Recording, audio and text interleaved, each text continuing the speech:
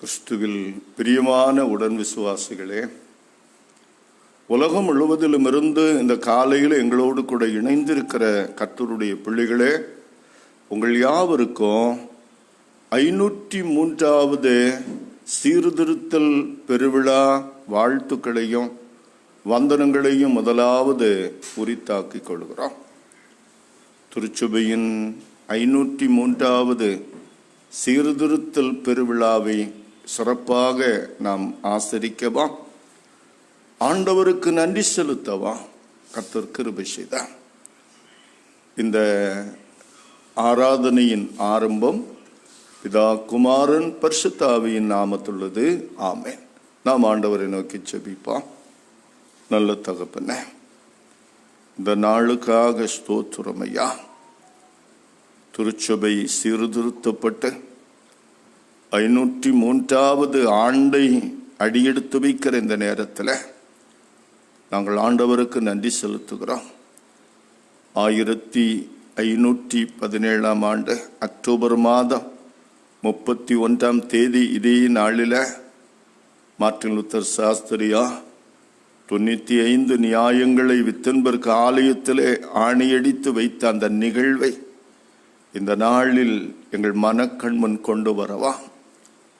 இருளில் கிடந்த திருச்சபை சத்திய வெளிச்சத்திலே இயேசு கிறிஸ்துவை மையமாக கொள்ளத்தக்கதாக, விசுவாசத்தினால் நீதிமான் பிழைப்பான் என்ற வார்த்தைக்கு எல்லா காதுகளிலும் முழங்கத்தக்கதாக ஆண்டவர் தந்த கிருபைக்காய் ஸ்தோத்திரம்.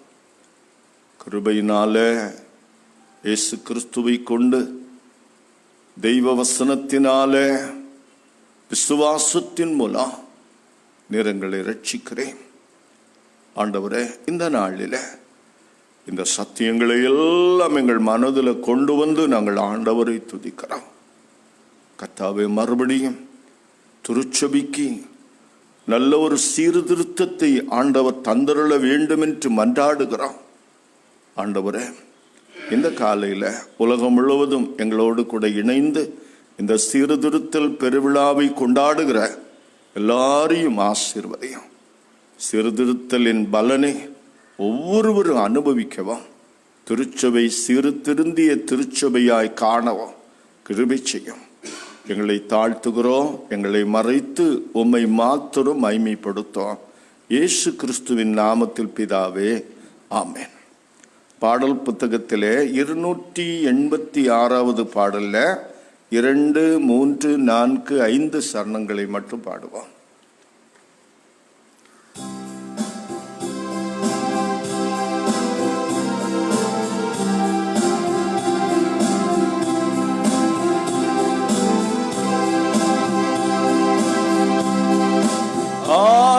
ஆனந்தமாகவே ஆதி பிதா தம்மை அர்ச்சனை செய்திடுவோம். ஆனந்தமாகவே ஆதி பிதா தம்மை அர்ச்சனை செய்திடுவோம். ஞானமுடன் நம்மை ரோமமார்க்கும், ஞானமுடன் நம்மை ரோமை நசிரை நின்று ரட்சித்த அன்பு கயானந்தமாகவே திப்பிதா தம்மை அர்ச்சனை செய்திடுவோம். 1517 அக்டோபர் 31 வித்தன்பர்கூரில் 1517 அக்டோபர் 31 வித்தன்பர்கூரில் நியாயங்கள் 95 எழுதி நேரில், நியாயங்கள் 95 எழுதி நேரில் நன்றாக பிரசுர செய்தனர் நம்பாரில். ஆனந்தமாகவே ஆதி பிதா தம்மை அர்ச்சனை செய்திடுவோம். மன்னிப்பு பணத்தினாலோ இல்லை, பரம் இரக்கத்து கொண்டுமோ ஓர் எல்லை பாவம் மன்னிப்பு பணத்தினாலோ இல்லை, பரமன் இரக்கத்து உண்டுமோரல்ல. ஜீவ பரன் மரித்தாய் தோரூசல், ஜீவ பரன் மரித்தோரூசல். ஜீவனை நாம் பெற வந்த பயமில்லை, ஆனந்தமா தம்மை அர்ச்சனை செய்திடுவோம். விசுவாசத்தா மீளல் ஒண்டனல் மேதகம், மெய் உள்ள சுவிசேஷ மார்க்கத்தாற் போதகம். விசுவாசத்தா மீளல் ஒண்டனல் மேதகம், மெய் உள்ள சுவிசேஷ மார்க்கத்தாற் போதகம். எங்களால் மீட்பெனல் போதகம், நீசம் நற்புண்ணியங்களால் மீட்பெனல் போதகம். நெஞ்சினை கர்த்தருக்கியாதோர் காதகம், ஆனந்தமாகவே ஆதி பிதா தம்மை அர்ச்சனை செய்திடுவோம்.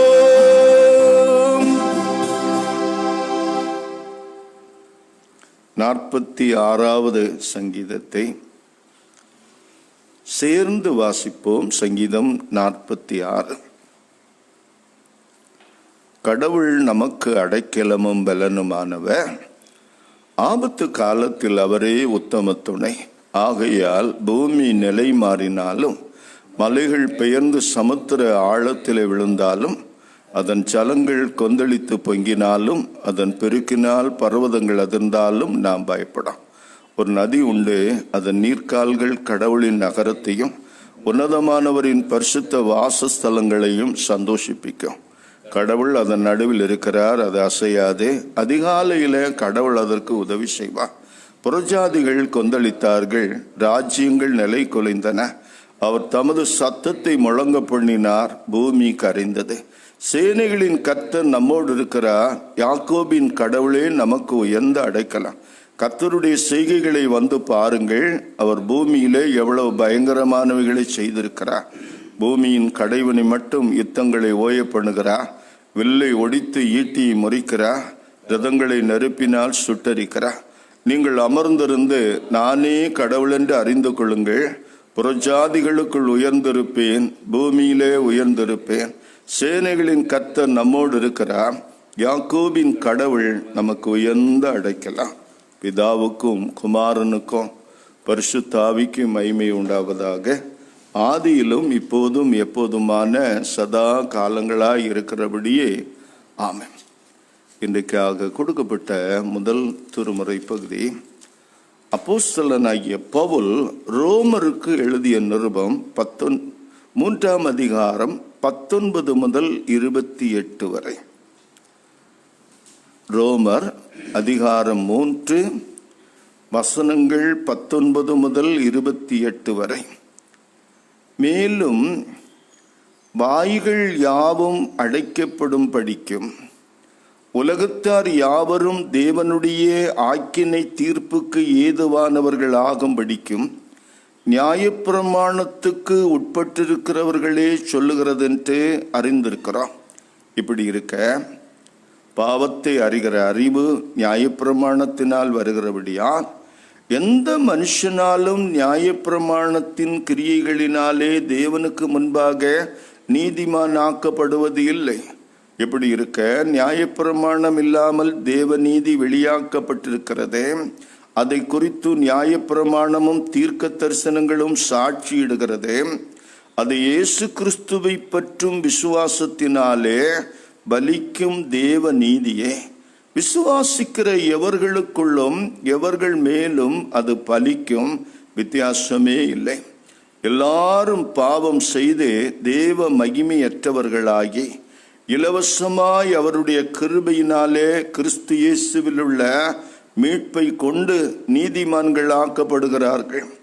தேவன் பொறுமையாயிருந்த முற்காலத்தில் நடந்த பாவங்களை தாம் பொறுத்து கொண்டதை குறித்து தம்முடைய நீதியை காண்பிக்கும் பொருட்டாகவும், தாம் நீதி உள்ளவரும் இயேசு கிறிஸ்துவனிடத்தில் விசுவாசமாய் இருக்கிறவனை நீதிமானாக்குகிறவருமாய் விளங்கும்படி இக்காலத்தில் தமது நீதியை காண்பிக்கும் பொருட்டாகவும் கிறிஸ்து இயேசுவினுடைய இரத்தத்தை பற்றும் விசுவாசத்தினாலே பலிக்கும் கிருபாதார பலியாக அவரையே ஏற்படுத்தினார்.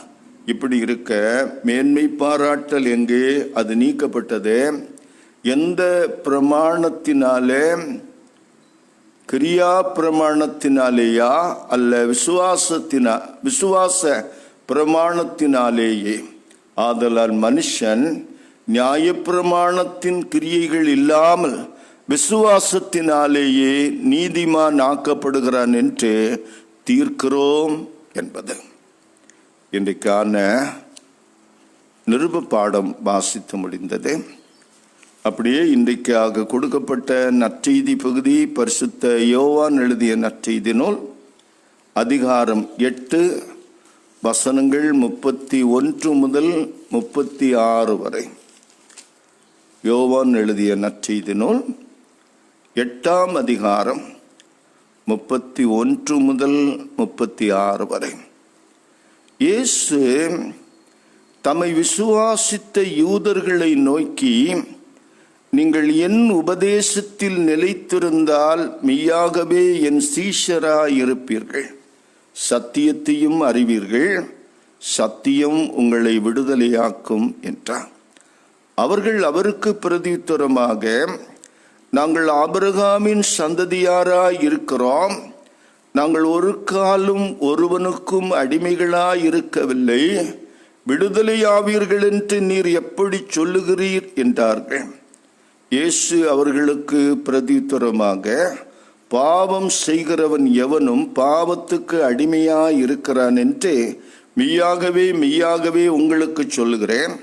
அடிமையானவன் என்றைக்கும் வீட்டிலே நிலைத்திரான், குமாரன் என்றைக்கும் நிலைத்திருக்கிறார். ஆகையால் குமாரன் உங்களை விடுதலையாக்கினால் மெய்யாகவே விடுதலையாவீர்கள் என்பது. இன்றைக்கான நற்செய்தி பகுதியும் வாசித்து முடிந்தது. திருமறை பகுதிகளை வாசிக்க கேட்டனா திரியக கடவுளில் வைத்திருக்கும் விசுவாசத்தை பயபக்தியோடு அப்போஸ்தலர் விசுவாச பிரமாணத்தின்படி அறிக்கை செய்து உறுதி செய்வான். பரலோகத்தையும் உலகத்தையும் படைத்த சர்வத்துக்கும் அல்ல பிதாவாகிய கடவுளை விசுவாசிக்கிறேன். அவருடைய ஒரே பேரான குமாரனும் நம்முடைய ஆண்டவருமாகிய இயேசு கிறிஸ்துவை விசுவாசிக்கிறேன். இவர் பரிசுத்த ஆவியினால் கற்பத்தில் உட்பவித்து கன்னிமரியாளத்தில் பிறந்து பந்தி பிலாத்தின் கீழ் பாடுபட்டு சிலுவையில் அறையுண்டு இறங்கி 3ஆம் நாள் மரித்தொழுந்து உயிர்த்தெழுந்தார். பரத்துக்கு ஏறி சர்வத்திற்கும் அல்ல தாவாகிய கடவுளின் வலது வாசத்தில் வீற்றிருக்கிறார். அவிடத்திலிருந்து உயிருள்ளோரையும் மரித்தோரையும் நியாயம் தீர்க்க வருவார். பரிசுத்த ஆவியானவரை விசுவாசிக்கிறேன். பொதுவான பரிசுத்த கிறிஸ்தவ சபையும் பரிசுத்தவான்களின் ஐக்கியமும் பாவ மன்னிப்பும் சரீர உயிர்த்தெழுதலாம் நித்திய ஜீவனும் உண்டென்று விசுவாசிக்கிறேன். ஆமென். நம்முடைய பிதாவாகிய கடவுளிடமிருந்தும் கர்த்தராகிய இயேசு கிறிஸ்துவிடமிருந்தும் இந்த சீர்திருத்தல் பெருவிழாவில் கிருபையும் சமாதானமும் பெருக கடவுதே. ஆமென். கிறிஸ்துவில் பிரியமானவர்களே, மீண்டும் ஒரு சீர்திருத்தல் திருநாளை நம்முடைய வாழ்க்கையில் காண்பதென்பது மிகவும் மகிழ்ச்சியான ஒரு காரியம். இந்த நாளின் காலையில் நம்முடைய தியானத்துக்காக தெரிந்து கொண்ட திருவசனம் யோவான் நற்செய்தி நூல் 8ஆம் அதிகாரம் 32வது வசனம். சத்தியத்தையும் அறிவீர்கள், சத்தியம் உங்களை விடுதலையாக்கும். 36ஆம் வசனம். ஆகையால் குமாரன் உங்களை விடுதலையாக்கினால் மெய்யாகவே விடுதலையாவீர்கள். கிறிஸ்துவில் மிகவும் பிரியமானவர்களே, சீர்திருத்தல் திருநாளை ஆசரிக்கின்றன. உண்மையாகவே எதிலிருந்து நாம் சீர்திருத்தப்பட்டிருக்கிறோம்? சீர்திருத்தம் என்றால் என்ன? சீர்திருத்தல் தேவைதானா என்பவைகள் எல்லாவற்றையும் இன்றைக்கு ஒரு கணம் நம்முடைய மனதுக்கு முன்னால கொண்டு வரணும். சீர்திருத்தல் என்றால் புனரமைத்தல். ஒரு வீடு கட்டி முடித்து ரொம்ப வருஷமா இருக்கிறது, அந்த வீட்டில் அங்கங்கே கரை படிந்திருக்கிறது, கதவு சொன்னல் கீறல் விழுந்திருக்கிறது, சுவரில் கீறல் தென்படுகிறது, முன்னால் அடித்த பெயிண்டெல்லாம் போயிருக்கிறது. அதை மறுபடியும் புனரமைப்போம், சீரமைப்போம். அதுக்கு பிறகு அதனுடைய பழமையான தோற்றம் போய் ஒரு புதிய தோற்றத்தில் அது வரும். சீர்திருத்தல் என்பது ஒழுங்குபடுத்துதல். ஒரு வீட்டில் நிறைய பொருட்கள் இருக்கிறது, ஒரு காலத்தில் எல்லாம் அந்தந்த இடங்களில் நீட்டாக அடுக்கி வைக்கப்பட்டிருந்தது. இடைப்பட்ட காலத்தில் ஏதோ ஒரு காரணத்தினால எல்லாம் ஒழுங்கில்லாமல் சிதறி கிடக்குது. எல்லாவற்றையும் எடுத்து டைனிங் டேபிளில் வைக்க வேண்டியதை ஒரு இடத்துல, வரவேற்பறையில் வைக்க வேண்டியதை அந்த இடத்துல, அப்படி ஒழுங்குபடுத்தி வைப்பது சீர்திருத்தம். இன்னொன்று திரும்ப உருவாக்கல். ஒரு பொருள் உருவாக்கப்பட்டு அது உடைபட்டிருக்கிறது, அல்லது அது ஏதோ ஒரு விதத்திலே அது சின்ன பின்னமா இருக்கிறது, அதை திரும்ப உருவாக்கி எடுப்பதும் சீர்திருத்தம் தான். திருத்தி அமைப்பதும் சீர்திருத்தம் தான். சீர்திருத்தம் என்பது அழுக்கை அகற்றுதல் என்றும் ஒரு பொருள் இருக்கிறது. இப்போ சபைக்கு சீர்திருத்தம் அவசியமா? ஏனென்றால் திருச்சபை கிறிஸ்துவின் சரீரம். இயேசு கிறிஸ்து தம்முடைய இரத்தத்தை சிந்தி திருச்சபையை வாங்கி இருக்கிறார். இந்த திருச்சபைக்கு கிறிஸ்து தலைவர், அவர்தான் மணவாளன், மணவாட்டி சபை. இந்த சபையில சீர்திருத்தம் அவசியமா? அவசியம்தான். ஏனென்றால் திருச்சபை பாவம் நிறைந்த உலகத்தில் இருக்கும்போது உலகத்தின் கரைகளும் கேடுபாடுகளும் திருச்சபையில ஒட்டி கொள்வதற்கு வாய்ப்பு உண்டு. அதை காலம் நமக்கு உணர்த்தி இருக்கிறது. வேதம் அழகாக சொல்லுகிறது. எபேசியர் 2 அதிகாரம் 8 கிருபையினால விசுவாசத்தை கொண்டு ரட்சிக்கப்பட்டீர்கள், இது உங்களால உண்டானது அல்ல, இது தேவனுடைய ஈவு என்பதை குறித்து ஆண்டவர் திட்டமும் தெளிவுமாக விசுவாசிகளுக்கு சொல்லி தந்தோம். எந்த மனுஷனும் தன்னுடைய சுயநீதியினால, சுய முயற்சியினால, சுய கிரியையினால நீதிமானாக்கப்பட முடியாது, தேவனுக்கு பிரியமானவன் என்று அறிவிக்கப்படல் முடியாது. தேவ நீதியை பெற்றுக்கொள்வதற்கு நம்முடைய முயற்சிகளோ, நம்முடைய நற்கிரியைகளோ, நம்முடைய புண்ணியங்களோ, புண்ணிய யாத்திரைகளோ, தவங்களோ, தானங்களோ முடியாது, இயலாது என்பதை வேதம் மிக தெளிவாக சொல்லுகிறது. கர்த்தராகிய இயேசு கிறிஸ்து வானத்திலிருந்து கீழே இறங்கி நமக்காக கல்வாரி சிலுவையிலே அவருடைய சொந்த இரத்தத்தை சிந்தியிராவிட்டால் நாம் ஒருவரும் ரட்சிக்கப்பட்டிருக்க முடியாது, பாவ மன்னிப்பை பெற்றிருக்க முடியாது, பரலோகத்துக்கு ஏறி இருக்கவும் முடியாது. இதான் உண்மை. இதுதான் ஆண்டவர் இயேசு கிறிஸ்து நமக்கு காட்டிய வழி. ரட்சிப்பு இலவசம், கிருபை. இயேசு கிறிஸ்துவிலே விசுவாசம் வைக்கிறதன் மூலமாக கடவுள் கிருபையாக நம்மை ரட்சிக்கிறார். இதுதான் சத்தியம். ஆனால் இந்த சத்தியம் வரலாற்றிலே மறைக்கப்பட்டிருந்தது, மூடி கிடந்தது. மார்ட்டின் லூத்தர் சாஸ்திரியாருடைய காலத்தில் திருச்சபை சத்தியத்தை மறைத்து போலித்தனங்களால் மூடியிருந்தது என்று வரலாற்று ஆசிரியர்கள் சொல்லுகிறார்கள். அதற்கு ஒரு உதாரணத்தை நான் சொல்லுவேன். மார்ட்டின் சாஸ்திரியாருடைய காலத்தில் ரோமாபுரியிலே ஒரு பழக்கம் இருந்தது. போப்பாண்டவருடைய அரண்மனையில் ஒரு உயரமான படிக்கட்டு இருந்தது. அதிலே முழங்கால் வைத்து நடந்து போனால் பாவங்கள் மன்னிக்கப்படும், ஆசீர்வதிக்கப்படுவார்கள் என்ற நம்பிக்கை இருந்தது. மார்ட்டின் லூத்தர் சாஸ்திரியார் கூட ஒரு முறை முழங்காலேயே அந்த படிக்கட்டுகளில் ஏறி போனதாக அவர் குறிப்பிடுகிறார்.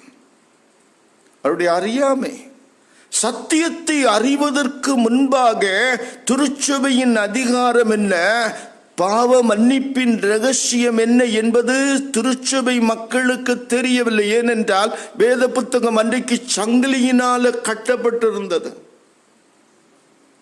என் அன்புக்குரியவர்களே, சீர்திருத்தல் பெருவிழாவை கொண்டாடுவதே ஒரு திருச்சபை இன்னொரு திருச்சபையை குற்றப்படுத்துவதற்கல்ல, எல்லோரும் சத்தியத்தை அறிவதற்காக, சத்தியம் விடுதலையாக்க வேண்டும் என்பதற்காக.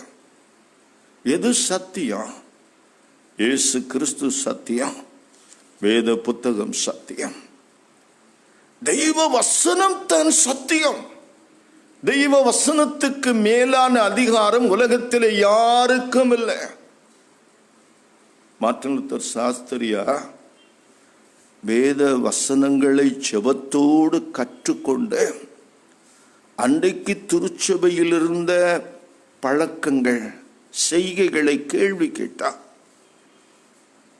அப்போது அவரை மிரட்டி பணிய வைத்து இவைகளை பின்வாங்குவதற்காக ஓம்ஸ் பட்டணத்திலே ஒரு கூட்டம் நடந்தது.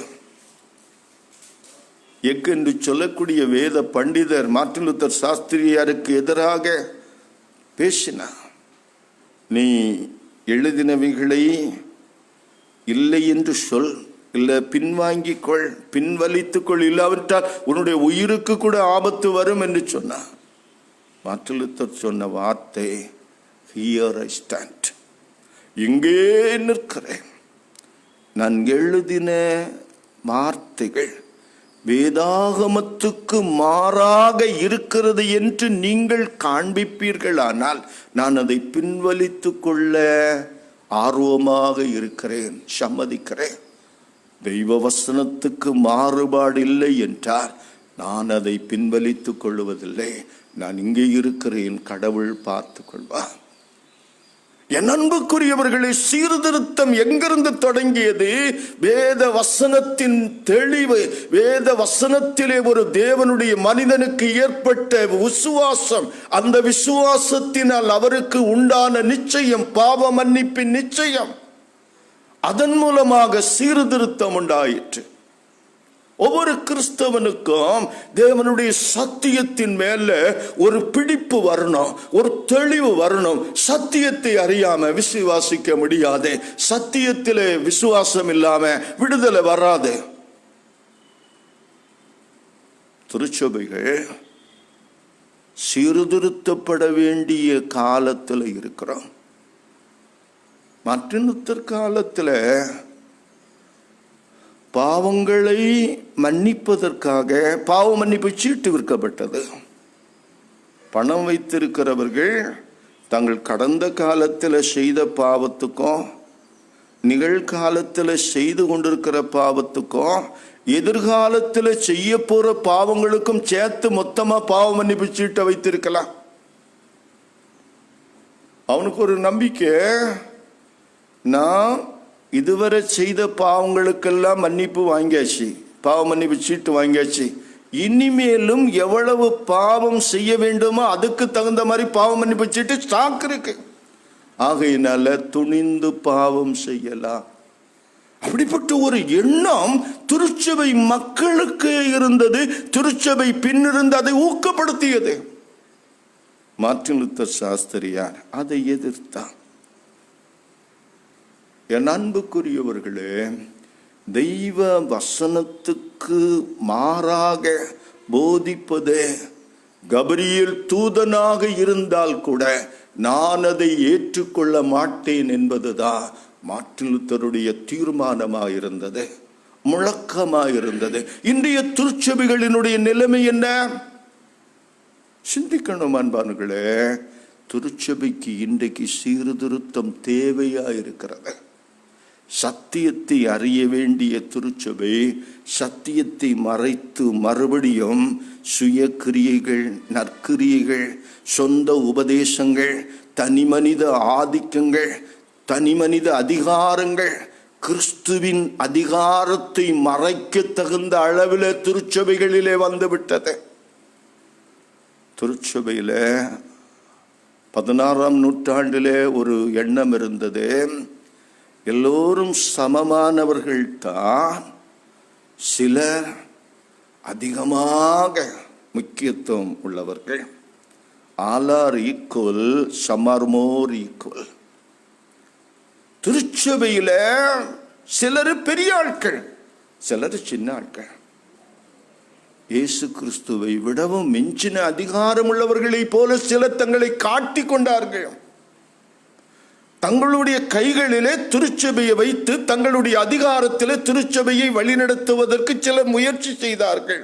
அது பாதிரியார்களாய் இருக்கலாம், பேராயர்களாய் இருக்கலாம், போப்பாண்டவராய் இருக்கலாம். மார்ட்டின் லூத்தர் அதை எதிர்த்தார். திருச்சபை கிறிஸ்துவின் சரீரம், கிறிஸ்துவின் வசனம் திருச்சபையை ஆள வேண்டும். திருச்சபைக்கு சட்டம் என்ன? தேவனுடைய வார்த்தை தான். தேவனுடைய வசனத்துக்கு மாறாக ஒரு செயலை யார் செய்தாலும் தவறுதான். அதுக்காக அவர்கள் மனம் திரும்பணும், மன்னிப்பு கேட்கணும். நான் செய்ததுனால அது நீதி, அவன் செய்ததுனால அது பாவம் என்ற ஒரு எண்ணம், அபிப்பிராயம் திருச்சபையில வந்து விட்டால் அங்க சீர்திருத்தம் அவசியம். கிருபையினால விசுவாசத்தை கொண்டு கடவுளுடைய வசனத்தில் இயேசு கிறிஸ்துவில விசுவாசம் வைத்து நீதிமான் ஆகிறோம் என்கிற அந்த எண்ணத்தை விட்டுக்கிட்டு இன்றைக்கு நாம சுய கிரியைகளில் இறங்கி விடுகிறோம். நான் ஆசீர்வதிக்கப்படுவதற்கு நான் என்ன செய்யணும், ரட்சிக்கப்படுகிறதுக்கு நான் என்ன செய்யணும், எந்த ஊழியக்காரை என்ன ரட்சிப்புக்கு நடத்த முடியும், எந்த திருச்சபை என்ன ரட்சிப்புக்கு வழி நடத்த முடியும் என்று அங்கும் இங்குமா அலைந்து திரிகிறோம். இயேசு கிறிஸ்து இதைத்தான் பார்த்தார். மெய்ப்பன் இல்லாத ஆடுகளை போல ஜனங்கள் அலைந்து திரிந்ததை பார்த்த போது அவர் மனம் வருந்தினார், மனம் உருகினார். இன்றைய திருச்சபைகளை காணும் போது இயேசு கிறிஸ்துவுக்கு மன உருக்கம் தான் வரும். என்றால் சத்தியத்தை விட்டு விட்டு சுய தேவனுடைய நீதி இலவசம் என்பதை அறியாமல், அறிந்தும் அறியாதவர்கள் போல தங்களுடைய சுயநீதியை வெளிப்படுத்துவதற்கு விசுவாசிகள் ஓடிக்கொண்டிருக்கிறார்கள், முயற்சி செய்து கொண்டிருக்கிறார்கள். இவர்களை தவறாக வழிநடத்துகின்றவர்கள் திருச்சபைக்குள் வந்துவிட்டார்கள், கிறிஸ்தவ சமூகத்துக்குள்ளே வந்து விட்டார்கள். இந்த காலகட்டத்தில் இன்னொரு மார்ட்டின் லூத்தருடைய தேவையை நாம் எல்லாரும் உணர்கிறோம். ஒரு பக்தன் அழகாக சொல்லுவார், இறைவா, திருச்சபையை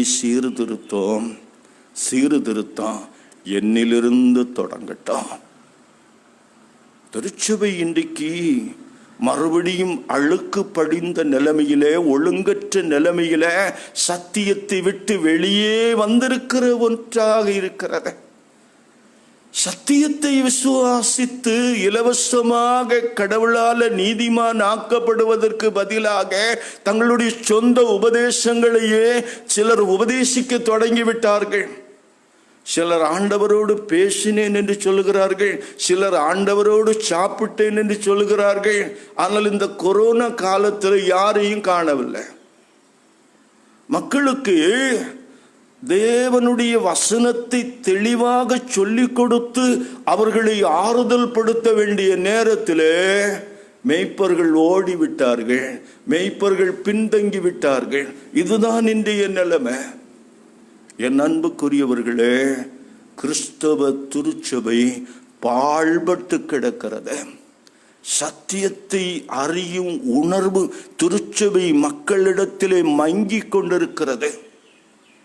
நற்கிரியைகளினால, சுய முயற்சியினால மீட்கப்பட முடியும் என்று அநேகம் பேர் தவறாக சிந்தித்து மோசம் போய்கொண்டிருக்கிறார்கள். அப்படிப்பட்ட விசுவாசத்திலே மக்களை வழிநடத்துகின்ற கள்ள போதகர்கள் திருச்சபையிலே பெருகி இருக்கிறார்கள். கிறிஸ்தவ சமூகத்திலே பெருகி வருகிறார்கள்.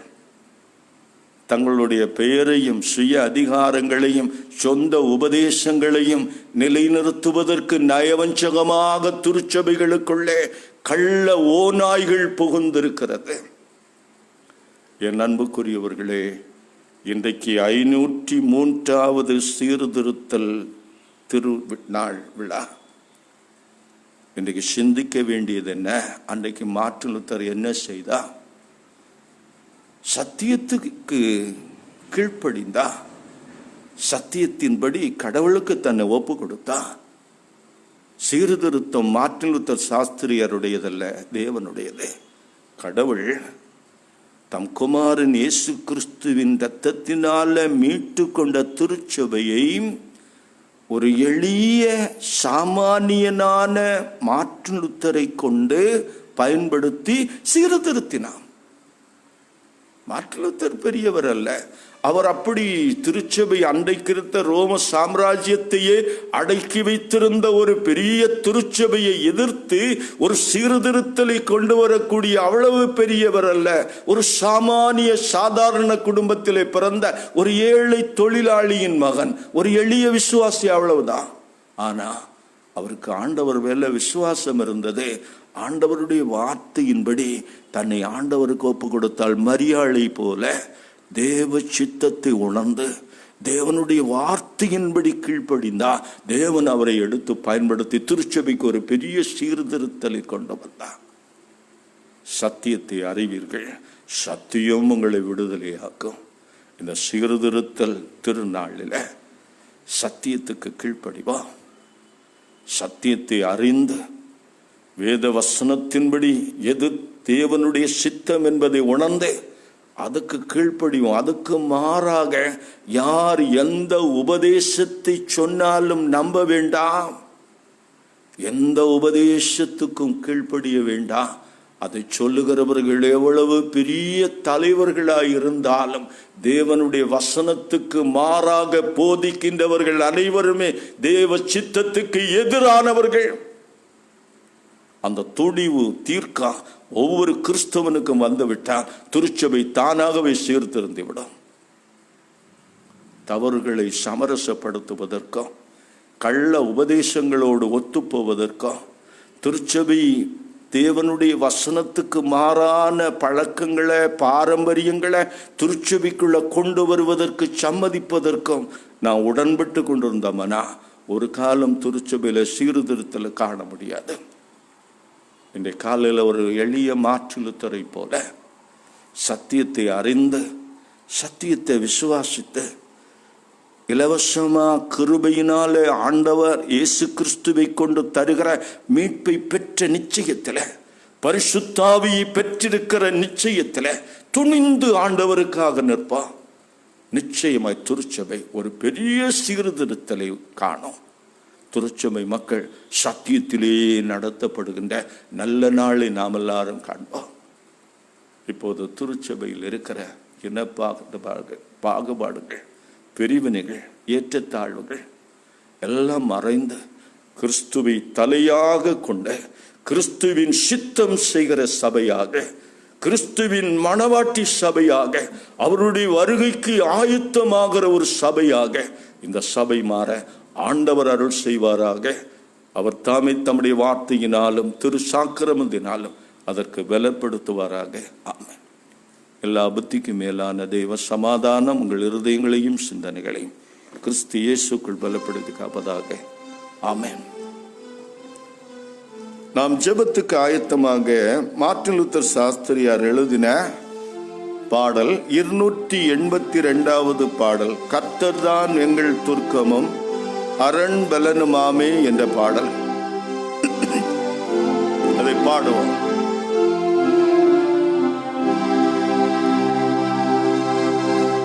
கர்த்தர்தாம் எங்கள் துர்க்கமும் அரண் பலனுமாமே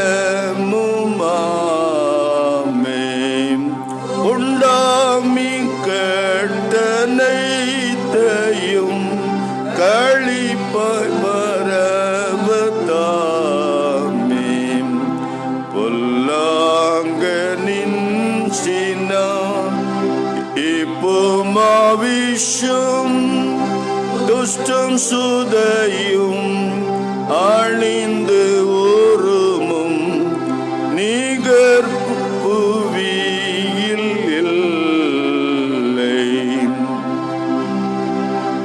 எதற்கு நாங்கள் வல்லவர் இனீசர் சத்தியற்றும் எங்களுக்காய் வேறொருவர் போர் செய்வதற்கேற்பட்டும் ஆர் இயேசு கிறிஸ்து தான் இந்த பலவான் சேனைரட்சக சேனாதிபதியவர் ஜெயிப்பவர் தாமே. விழுங்க வார பேய்களால் புவி நிரம்பினாலும் பயப்படும் கர்த்தாவினால்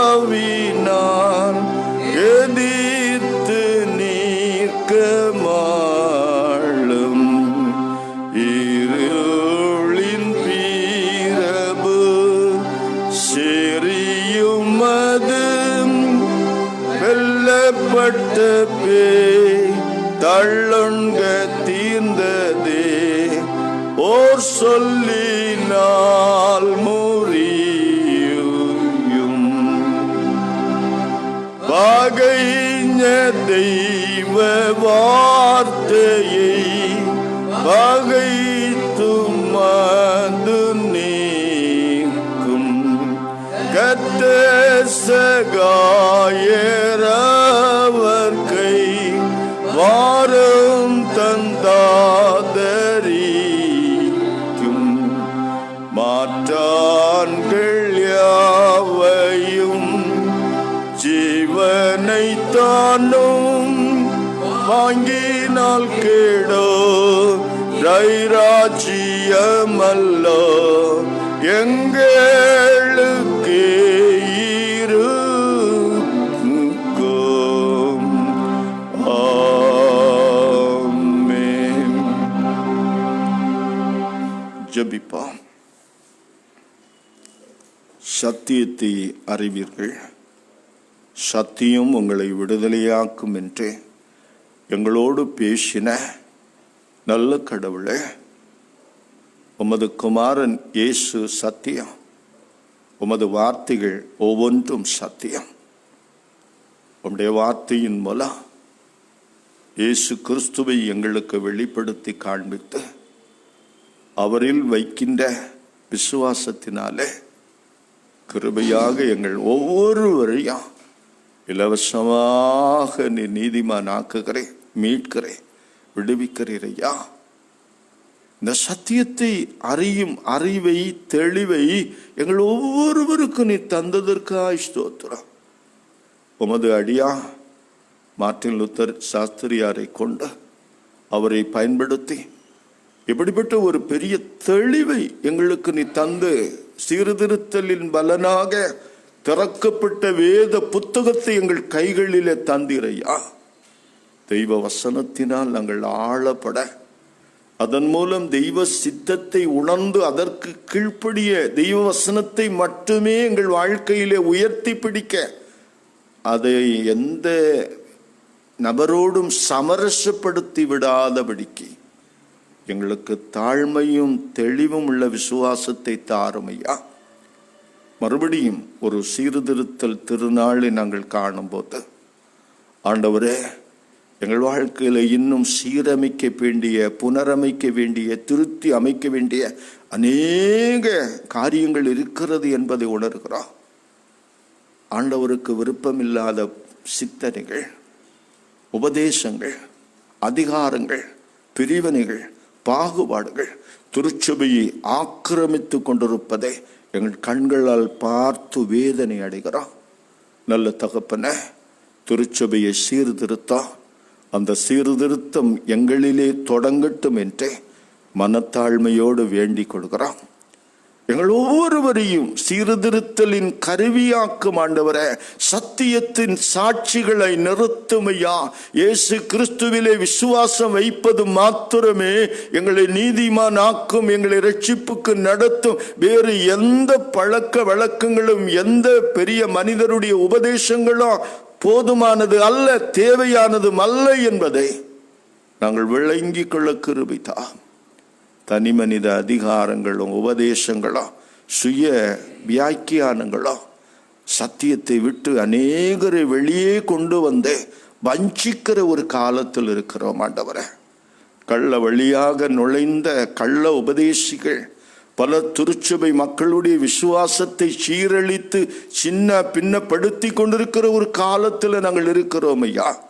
திருச்சபைகள் ஆவிக்குரிய வலுவிழந்த பரிசுத்த தன்மையை இழந்து கடவுளின் சரீரம் என்பதை மறந்து உலக பிரகாரமாக இருந்து கொண்டிருக்கிற ஒரு காலத்தில் இருக்கிறோம் ஐயா.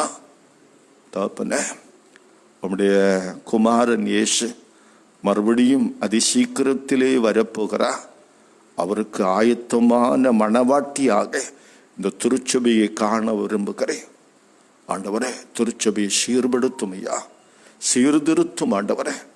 மறுபடியும் ஒரு சீர்திருத்தம் இந்த திருச்சபைக்கு தேவை என்பதை உணர்கிறோம் ஆண்டவரே. இயேசு கிறிஸ்துவை தலையாக அவர் ஒருவரே இந்த திருச்சபையின் அதிகாரியாக ஆளுநராக இருக்க வேண்டும் என்று செபிக்கிறேன். பரிசுத்த ஆவியானவர் திருவசனத்தை கொண்டு ஒவ்வொருவரிடமும் அப்படி பேசும். தாப்பன, இந்த நாளில் எங்களை நாங்கள் தாழ்மையோடு ஒப்புக் கொடுக்கிறோம். சீர்திருத்தலின் வழியாக நாங்கள் பெற்ற திறந்த வேத புத்தகம், நற்செய்தி ஆண்டவர் எங்களுக்கு கொடுக்கப்பட்டிருக்கிற கடவுளின் வார்த்தை, இவைகளுக்காக கர்த்தரை போற்றுகிறோம். ஆண்டவர் தாமே தொடர்ந்து உமக்கு சாட்சியுள்ள மக்களா எங்களை வழிநடத்தும் ஆண்டவரே. சித்தம் செய்கிற பிள்ளைகளாக எங்களை நிலைநிறுத்தும் ஆண்டவரே. கர்த்தாவே, எங்கள் வாழ்க்கையில் இந்த சீர்திருத்தல் திருநாளை காணக்கூடிய கிருபையை தந்தே தொடர்ந்து வழிநடத்தும். திருச்சபைகளை காத்துக்கொள்ளும், ஆசீர்வதியும். உலகம் முழுவதும் உள்ள எல்லா விசுவாச குடும்பங்களுக்காக நன்றி செலுத்துகிறோம். இருக்கிற இடங்களிலே ஆண்டவரை துதிக்கவும், சீர்திருத்தலை நினைத்து கடவுளை போற்றவும், தொடர்ந்து திருச்சபைகளின் பரிசுத்தத்துக்காக திருச்சபைகள் ஆண்டவருக்கு சாட்சி பகருகின்ற கிறிஸ்துவின் மணவாட்டிகளாக இருக்க, திருச்சபையில் இருக்கிற கபடுகள், திருச்சபையில் இருக்கிற அசுத்தங்கள், கிறிஸ்துவையில் இருக்கிற தவறான பழக்க வழக்கங்கள் மாற, திருச்சபை சீரமைக்கப்பட கர்த்தாவே கிருபை செய்யும். இன்றைக்கு பிறந்த நாளை காண்பவர்கள், திருமண நாளை ஆசரிக்கிறவர்கள் ஒவ்வொருவரையும் நீர் கண்ணோக்கம். ஆண்டவர் தாமே உம்முடைய பிள்ளைகளோடு உம்முடைய கிருபையை தந்து வழி நடத்தும். பிரயாணங்களில் ஈடுபடுகிற மக்களை கண்ணோக்கம். நல்ல தகப்பனை யாத்திரையில் கூட இருந்து பாதுகாத்துக்கொள்ளும். கொரோனா பெருந்தொற்றினால் பாதிக்கப்பட்டிருக்கிற மக்கள் ஒவ்வொருவரையும் சுகப்படுத்தும் ஐயா. எங்கள் தேசத்தை ஆசீர்வதியும். உலகம் முழுவதும் உள்ள எல்லா மக்களோடும் நம்முடைய கிருபை இருக்கட்டும். திருச்சபை தலைவர்கள், ஊழியர்கள், மிஷனரி ஸ்தாபனங்கள் ஒவ்வொருவரையும் ஆசீர்வதியும், காத்துக்கொள்ளும். இயேசுவின் நாமத்தில் பிதாவே, ஆமென். பரமண்டலங்களில் இருக்கிற எங்கள் பிதாவே, பரிசுத்தப்படுவதாக, ராஜ்யம் வருவதாக, உடைய சித்தம் பரமண்டலத்திலே செய்யப்படுவதில்லை பூமியிலேயும் செய்யப்படுவதாக. இன்று வேண்டிய எங்கள் ஆகாரத்தை இன்று எங்களுக்கு தாரும். எங்கள் கடனாளிகளுக்கு நாங்கள் மன்னிக்கிறது போல எங்கள் கடன்களை எங்களுக்கு மன்னி. சோதனைக்குட்பட பண்ணாமல் தீமையினின்று எங்களை ரட்சித்துக் கொள்ளும். ராஜ்யமும் வல்லமையும் மைமேன்றே. ஆமென். ஆசீர்வாதம். நம் ஆண்டவர் இயேசு கிறிஸ்துவின் கிருபையும் பிதாவாகிய கடவுளின் அன்பும் பரிசுத்த ஆவியின் ஐக்கியமும் திருவுறவும் உங்கள் அனைவரோடும் இந்த நாள் முழுவதும் தங்கி தரித்திருப்பதாக. ஆமென். என் ஆத்துமாவே கர்த்தரை ஸ்தோத்திரி, என் முழு உள்ளமே பரிசுத்த நாமத்தை ஸ்தோத்திரி. என் ஆத்துமாவே கர்த்தரை ஸ்தோத்திரி, அவர் செய்த சகல வாரங்களையும் மறவாதே. ஆமென். கிறிஸ்துவில் பிரியமானவர்களே, மீண்டும் உங்களை வாழ்த்துகிறோம். இந்த சீர்திருத்தல் பெருவிழா சிறப்பு ஆராதனையிலே பங்கு பெற்ற உங்கள் யாவருக்கும் கர்த்தருடைய நாமத்திலே நன்றிகளை கூறிக்கொள்கிறோம். நாளைய தினம் காலை 7 மணி 8:30 மணி 2 ஆராதனைகளுமே சீர்திருத்தல் திருநாள் சிறப்பு ஞாயிறாக ஆசரிக்க திருச்சபை திட்டமிட்டிருக்கிறது. காலை 7 மணிக்கு பாஸ்டர் ஸ்மெயிலின் அவர்கள் இறை வார்த்தையை தருவார்கள். 8:30 மணி ஆராதனையில் அறிவர் அருள் திரு ஜான் சகாய் மையர் அவர்கள் இறை செய்தியை தர இருக்கிறார்கள். நீங்கள் ஆலயத்துக்கு வருகிறவர்கள் ஆலயத்திலே வந்து கர்த்தரை ஆராதியுங்கள். வீடுகளில் இருக்கிறவர்கள் முகநூல் வழியாக எங்களோடு இணைந்து கொள்ளுங்கள். ஆண்டவர் தந்தை இந்த மிகப்பெரிய சீர்திருத்தலுக்காக நாம் கர்த்தருக்கு நன்றி உள்ளவர்களாக இருப்பா. சத்தியத்தில் நிலை நிற்பா. எங்கிருந்தாலும் சத்திய ஆண்டவர் உங்களை ஆசீர்வதிப்பா. God bless you. தேங்க்யூ.